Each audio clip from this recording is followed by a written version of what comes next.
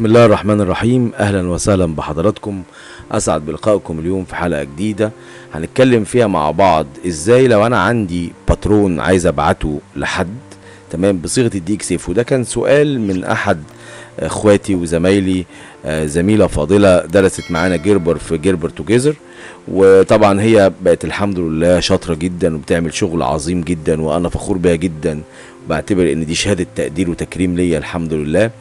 ويمكن هي تكون بتسمعنا دلوقتي وهي بتتفرج على الفيديو ده. فالطلب منها انها تبعت الباترون ده للمصنع نفسه اللي هي بتعمل له شغل فريلانسر، تمام، بتعملوا له تبعته له على الواتساب. فالطلب منها انها تبعته بالدي اكس اف وانها تبعته يشتغل على برنامج جيميني. هنعرف مع بعض الطريقتين، ونعرف كمان ان هو لو انا طلعته بدي اكس اف وعايز احطه على الكلو عشان اشوف الباترون بتاعي والبسه للافاتار بتاعي هيبقى عامل ازاي. طيب لما نحب نعمل الباترون احنا جهزنا ستورج اريا. ده انا كمان هديكم بشرة حلوة ان شاء الله بعد ما اخلص معاكم برنامج جيربر، هخش اشرح لكم برنامج كلو بطريقة سهلة وبسيطة وبكل الديتيلز الموجودة بنفس طريقة شرح برنامج جيربر ان شاء الله. طيب انا هنا هروح افتح الاكيومارك اكسبلور بتاعي اهو. انا مجهز باترون، الباترون ده هوم وير. اللي هيحتاجوا الباترون ده بعد الفيديو يبعت لي على رقمي طبعا ظاهر قدامكم على هيبقى موجود في الفيديو. محتاج الباترون ده، وده كان معمول على خامة سنجل ليكرا، تمام. اللي هيحتاج الباترون ده هبعته له فري بدون مقابل يعني.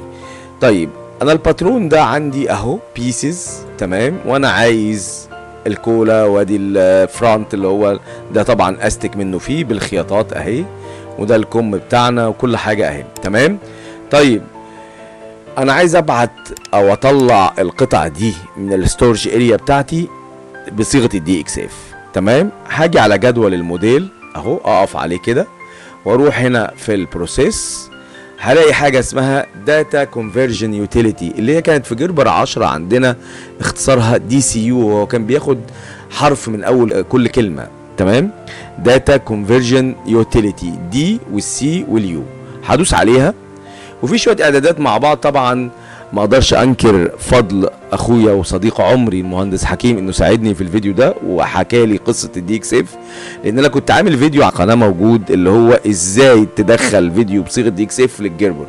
طيب اجي هنا هبص اختار رقم 2 AAMA دي اكس اف، وبعد كده السورس بتاعي موجود فين في الستورج اريا، انهي ستورج اريا في دول. طبعا احنا عاملين السي ده للتريننج للتدريب بنشرح عليه لكل الزملاء يعني. فانا هاجي اقول له ان الفايل بتاعي موجود يا جيربر في السي، تمام، في ستورج اريا اسمها كلو 3 دي او اخترته. طيب النوتش تيبل انت عايز شكل الفورد يبقى عامل ازاي على الباترون. انا عامل نوتش عادي اللي هو السلايد ونوتش تي، اقول له التي اللي انا عندي. السورس فايل نيم، تمام، السورس الفايل اللي انت عايز تحوله، السورس يعني المصدر، تمام. ادوس عليها هنا كده واقول له الهوم وير سنجل لايكرا اهو، 2 كليك شمال دخل معايا، تمام. وهاجي بعد كده يقول لي الديستنيشن باس، انت بعد ما احول لك الملف ده جيربر بقى بيقول لك بعد ما احول لك الملف ده احطه فين، تمام. فهتدوس هنا كده وتقول له انا عايزه والله على الديسكتوب، عايزه في السي، في الدي، في على اليو اس بي، زي ما انت عايز. فاحنا اخترنا مع بعض الديسكتوب عشان نشوفه مع بعض، واقول له اوكي.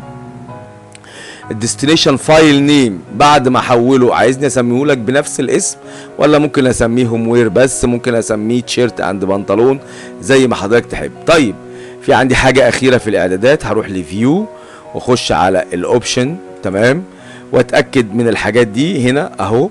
الاي اس تي ام والاي اي ام اي هقول له دول تمام كده بالنسبه لي. اكسبورت بارامتر قول لي ان انا اصدر لك الخطوط الحدوديه بدول باترون، لا طبعا انا عايز كل حاجه اكسبورت بيس تكست النص. ستايل نيم لا انا عايز كل حاجه كبلوك سواء كانت بيها خياطات، وده هنشوفه مع بعض. سيوينج لاينز، سيوينج اللي هو الخياطه، خطوط الخياطه كمان. اكسبورت انجل نوتشز اللي هو انه حتى لو انت عامل نوتشات انجل انا هطلعها لك معايا في الباترون. هنا هقول له الرول اوبشن لا انا عايز اكسبورت جريدد نست، التدريجات بتاعتي بالقيم بتاعتها، جريدد سايز اول سايز، تمام كده. في الدي اكس اف هنا انت عايز اليونتس بتاعتك بالمترك ولا بالامبريال، واحنا اتكلمنا قبل كده في الستورج اريا وشارحين ده عندنا على قناه اليوتيوب ان هي مترك يعني سنتيمتر وامبريال يعني بوصه الانش، والاتنين وحدات قياس. وقلنا ان الانش دي بتساوي 2.54 2 سنتي ونص و4 مللي. تمام. فانت تقدر تحول من السنتي للانش ومن الانش للسنتي عادي جدا بمنتهى السهوله. البلوت بارامتر بي سبلوت، السايز اند باندل انوتيشن تيبل، سايز يعني المقاس واند باندل المقاس والمقاس الكامل. تمام. طيب كل حاجه زي ما هي كده اوكي، دي تمام مظبوطه. على اقول له برده هنا سوري في الاي جي اس دي زي ما هي بسيبها على الديفولت بتاعها. هنا هرجع اقول له مترك زي ما اتفقنا. تمام كده واقول له اوكي، وارجع هنا بعد ما ظبطت اعداداتي هقول له ادوس على السهم الاخضر بروسيس يعني اعمل لي معالجه لكل الحاجات اللي انا اخترتها بالاوبشنز دي وطلعها لي بصيغه دي اكس اف. طيب يلا نشوف مع بعض. هدوس على السهم الاخضر ده كده اهو، هو بيعمل دلوقتي اهو بيقول لي كونفرتنج فايل، في محاوله التحويل. كونفرت يعني يحول، واداني هنا في الايرور زيرو، ما عنديش اي اخطاء، كله تمام لان اعداداتي تمام. تقدر تشوف الفيديو وتعمل زيها بالظبط. وهاجي هنا اقول له كلوز وهقفل الدي سي يو دي او الداتا كونفرجن يوتيليتي. اوكي. وهروح على الديسكتوب هلاقي الفايل بتاعي عامل زي الفايل البي ال تي، بس لما تقف عليه بالماوس كده يكتب لك عليه اهو دي اكس اف فايل، ده ملف دي اكس اف. طيب يلا نروح مع بعض نفتح برنامج الكلو وكمان نشوف ازاي ادخل الموديل. طبعا دي هنا هنسمي اي اسم مع بعض عادي جدا بي 1 ونقول له سيف اي دي وسيف باسورد. نشوف ازاي نستورد، لانه التعامل بين جربر وكلو بالدي اكس اف تمام او بالبي دي اف. فتعالوا نشوف مع بعض ازاي ادخل الموديل ده بالدي اكس اف على برنامج كلو. تمام كده. دونت شو اجين، ما تورينيش الرساله دي تاني عشان الجو حر جدا. شايفين الحراره 40. فتح لي هنا برنامج الكلو، ادي ال 2 دي وادي ال 3 دي. طبعا كل ما يكون مواصفات الجهاز كويسه كل ما تلاقي الدنيا اسهل. اقفل ده. هنشرح بقى لما نيجي نشرح الافاتار، فاحنا هنخش هنا نقول له افاتار. تمام.